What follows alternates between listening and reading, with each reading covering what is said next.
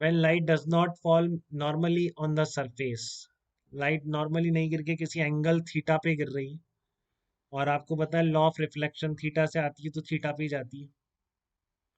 ठीक है, आपको निकालना है कि इस पर कितना फोर्स लगा दिया उसने। तो हमें तो प्रोसेस क्लियर है, हम क्या बोले इसमें, हमको तो पता है P1 गिरा, P1 चला गया, तो डेल्टा P1 इधर तो वही रह गया। देखो P1 साइन थीटा इसका भी है, P1 साइन थीटा भी इधर है, तो इधर तो मोमेंटम चेंज आया ही नहीं, मोमेंटम चेंज केवल वर्टिकल आया है। कितना आया? 2P1 cos theta.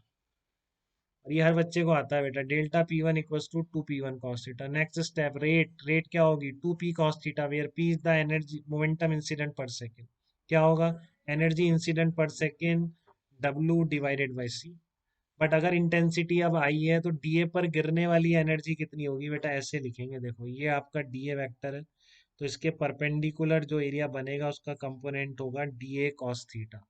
अब आई और डीए कॉस थीटा एक ही लाइन के अलॉन्ग होगी। ठीक है, तो इसलिए अब एनर्जी इंसिडेंट कितनी होगी इस पर? आई डीए कॉस थीटा होगी पर सेकेंड।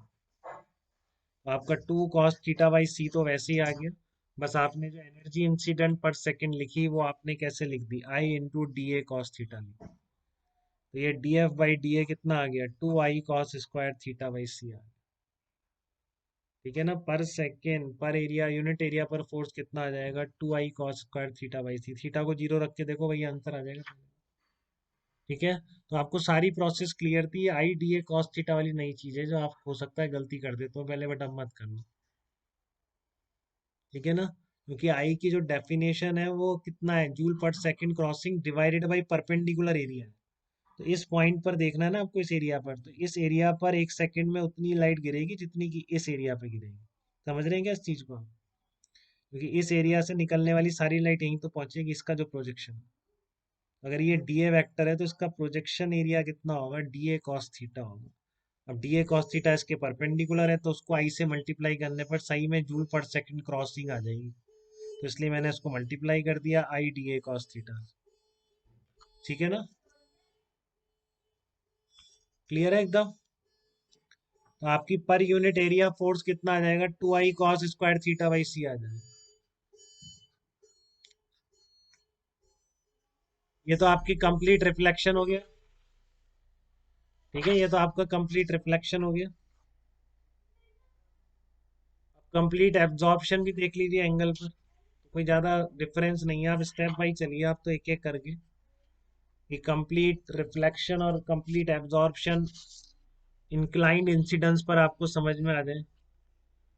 ठीक है ना, इंक्लाइंड इंसिडेंस पे भी आपको क्लियर हो जाए। कंप्लीट एब्जॉर्प्शन देख, इसमें आपको कंपोनेंट फोर्स का ध्यान से देखना पड़ेगा। देखो ऐसे लाइट गिरी बेटा, तो इसमें मोमेंटम चेंज इधर था, फोटोन ऐसे आया और इसी डायरेक्शन में होगी, तो फोर्स इसी डायरेक्शन में लग रहा है उस पर, फोटोन पे, जिस डायरेक्शन में गिर रहा है, क्योंकि उस डायरेक्शन में मोमेंटम फाइनल जीरो हो गया। तो डेल्टा पी कितना हो गया? जीरो माइनस दिस, तो फोटोन का मोमेंटम चेंज इस डायरेक्शन में। ठीक है, तो इसलिए एब्जॉर्ब सरफेस पर फोर्स अपोजिट डायरेक्शन इसमें लगेगा बस। ठीक है, तो वैसे ही लिखिए आप, तो डेल्टा P1 कितना है? P1 है, P1 आया, खत्म हो गया। आपको पर सेकंड लिखना है, तो पर सेकंड P कितना हो जाएगा? W/c, पर सेकंड कितनी एनर्जी गिरी। बट F का कौन सा कंपोनेंट ले लीजिए? परपेंडिकुलर कंपोनेंट ले रहा हूँ। अगर आपसे पूछे फोर्स कितना लग रहा है तो खत्म बात, W/c। क्लियर है? किस डायरेक्शन में? इस डायरेक्शन में, और कुछ नहीं पूछा तो बात खत्म। फोर्स ही तो पूछ रहा है, तो फोर्स तो क्या होता है? Delta, rate of change of momentum होता है, वो कितना है? W/c। बट इस डायरेक्शन में फोर्स, आपको इस पे प्रेशर लिखना है तो इसका परपेंडिकुलर कंपोनेंट लेना पड़ेगा, जो मैंने यहाँ ले लिया, W/c cos थीटा।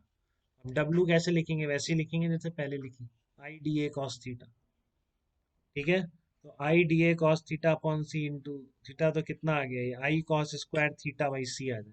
ये आपका क्या कहलाएगा? प्रेशर कहलाएगा, डी एफ परपेंडिकुलर। ठीक है ना, फोर्स की डायरेक्शन क्लियर है बेटा? इसमें फोर्स कैसे लग रहा है? फोर्स तो इस डायरेक्शन में लग रहा है, क्योंकि rate of change of momentum इसी डायरेक्शन में है फोटोन का। बट प्रेशर निकालने के लिए आपने परपेंडिकुलर कंपोनेंट ले लिया है।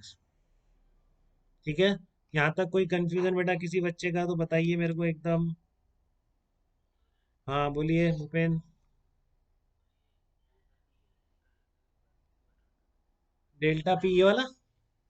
अच्छा ये डेल्टा पी, हाँ डेल्टा पी देखो बेटा, इधर आ रहा था, देखो P1 आ रहा था और गायब हो गया।